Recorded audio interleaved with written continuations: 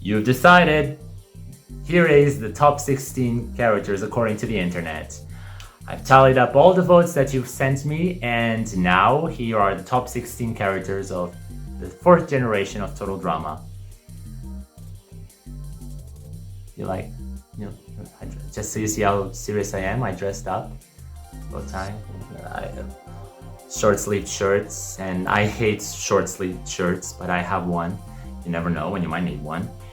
And if you notice that I'm a bit tanned, it's from honest work, I promise. I have a pretty cool job right now in the city, and it involves staying outside for the majority of the time, okay? So I'm sure you remember on my last video that I posted on the very first day of June, I launched a contest where you would vote with your top 10 Total Drama Island 2023 favorite characters. Your top pick would get 12 points, the second would get 10, the third would get 8, fourth 7, and so on until your number 10 gets 1. You voted by commenting, and if I answered you with a "your vote has been registered," your vote was validated. I did this all by hand. I didn't want to use a bot. There might have been 2 situations where that wasn't the case, where votes were either confusing or repeated. So if you want to check how valid were these points, I suggest you check the comment section of my video. My goal of voters for this video was to have 100 people, and we got 118 people voting, so personal goal achieved. And now let's see how many points did each character received. So according to the internet, for number 16 we had Caleb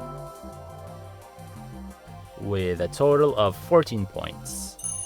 It honestly did not shock me that Caleb was placed last, when the only time he had was one episode that has to be split at introducing other characters. Fans may not like you much. But I don't think he placed last due to being a poor character. It was more from a lack of spotlight. If the way they used so many plots in this season paraphrased from other plots of the original series, it's pretty safe to assume that Caleb will rise to be just like Justin in Season 2. Only this time, since the season will be shorter, he will have the just amount of time for him to be the villain. I just don't think there is much room for Bowie and Julia to be the villains for the second time in a row again. We will see, but this is my hope for Caleb. For number 15, the internet chose Chase with a total of 80 points. Now, this is actually a surprise to me. I thought, wow, people must really find Chase funny. Surprisingly, I stood corrected. I thought that he was gonna place much higher considering the amount of support he sometimes tends to get. The best he ever did was placing second twice in the ranks of the voters, meaning that even though he has his fans, it means that he was not a favorite of anyone that voted on this video. Chase was a weak character and I thought I was alone on that thought. But alas, I stand corrected. Placing in the 14th spot, we got Emma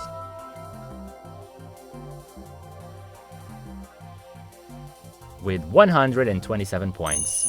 Again, I'm surprised. Maybe due to the fact that Emma was on again off again about Chase, she has potential and is more interesting than him. But the way she was handled did not leave her with many fans. In spite of this, she was a top pick of one person, so it wasn't all bad for her. Coming in 13th place, we have Nichelle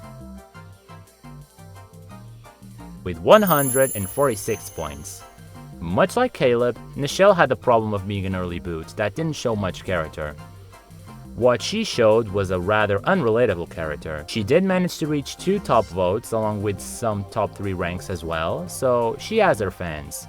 I will say that just like Caleb, her story during this season seems to leave her path open to some interesting character development in the future. I think Nichelle will do great next season.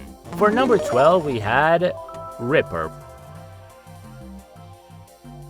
with 164 points. Ripper was clearly not a character made for us to enjoy. I've mentioned this already. It takes some work to understand that he was a way of the writers to mock bullies and how pathetic they are.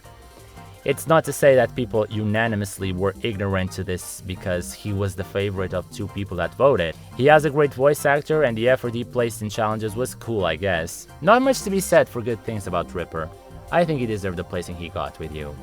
In 11th place, we had Axel with 178 points. In spite of Axel just having 1 more episode than Caleb and 1 less than Nichelle, she still managed to place considerably higher than both of them. The reason? Axel has shown a considerable amount of character from the very beginning, and that must have resonated with some voters, myself included. Axel's placing in the ranks was impressive, and I honestly don't see it getting any worse. As for the ranks, she managed to be the favorite of just one voter. To my surprise, in number 10, we got Millie with 198 points. This one was actually a surprise to me. I actually liked Millie in general, but I wasn't expecting her to be so down in the dumps considering all the spotlight she had. I'm guessing the overall disdain from her might come from how unrelatable she is in general. She managed to get 3 top placings. Since I've registered these in chronological order, something caught my attention. All these top placings came from the first 10 voters. After that, she did not scrape a single top placing through the following 108 votes. Millie is definitely a very unpopular character. Coming in number 9, and I have to say, there is definitely a big gap between points, so now we are getting to the loved ones.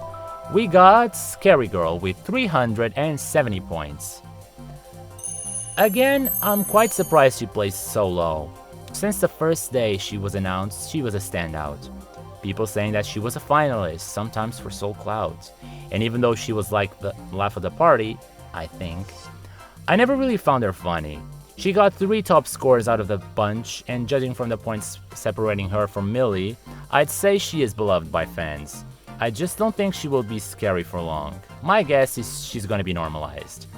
Something that a lot of gothic people do, and has never been touched upon in the many gothic characters we've had so far in this show.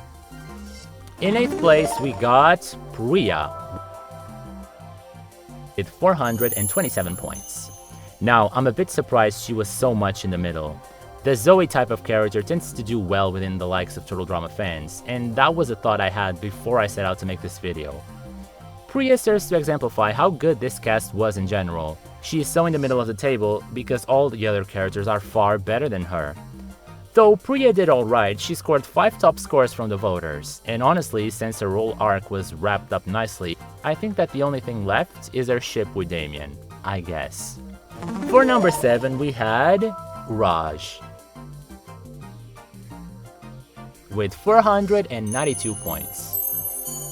There's not much I can say for Raj. He and Wayne were a better version of Kitty and Sadie, and even though he was cool and could have his moments away from Wayne, he isn't really the strongest character. Raj scored 4 top scores in general from voters and sits in the middle, not too on the top, but quite far from last place. Number 6, Wayne with 586 points, a 94-point difference from Raj, which explains hips of who is the coolest character between these two.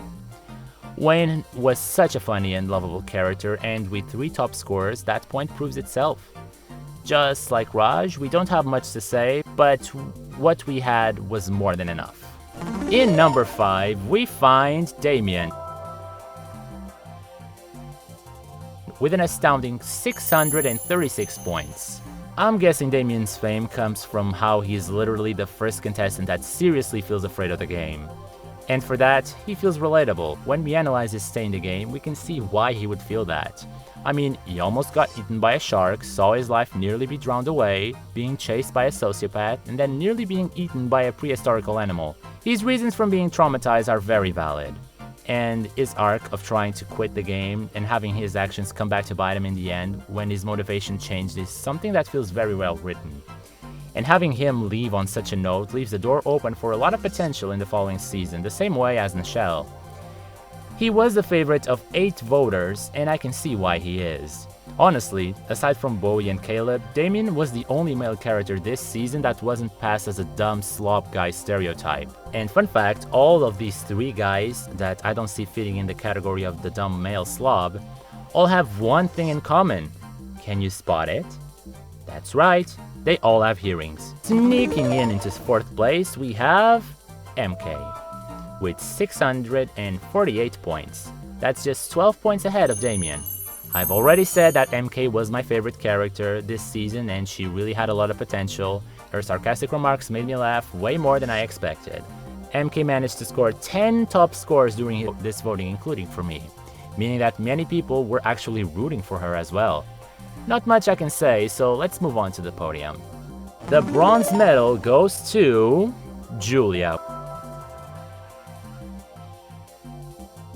with a big gap of 831 points. Not much I can say for Julia without sounding redundant. She was a great character, she was funny to root for, and I enjoyed the way she embraced her true self and was proud of it. We actually haven't seen characters like this in a while in Total Drama. I think the reason why we loved Julia so much was because she was an awful person and was proud of it, especially after recognizing that her being nice wasn't her thing. Julia was a joy to watch, and it's lovely how they managed to write a character that was a horrible person being nice, and a horrible person being her true self, and still managed to have her be liked overall to the point where out of 16, she can be seen as the third most liked character, and be the most enjoyed female character, and also be the favorite of 21 people. That's my favorite number. Julia really says a lot of how good these writers were at character developing. Coming in with a silver medal is Z, with 870 points. I honestly understand perfectly why everyone loves Z. He was my favorite male and overall super funny. He was a breath of fresh air, laid back and nice overall. He kinda reminded me of Ed from Ed, Edd n Eddy in a way. Out of the 118, he was a top choice of 31 people. It means that 1/4 of the votes have Z as their favorite character. And for a great reason as well. I'm surprised they managed to make him such a nice character for 9 whole episodes, but I do hope some little character development on him. Or not, and judging by what's left, the winner of this season according to you was Bowie, with a staggering 967 points. Like I said, Bowie was a great character this season, very well written and complex, both inside and outside of the Total Drama spectrum.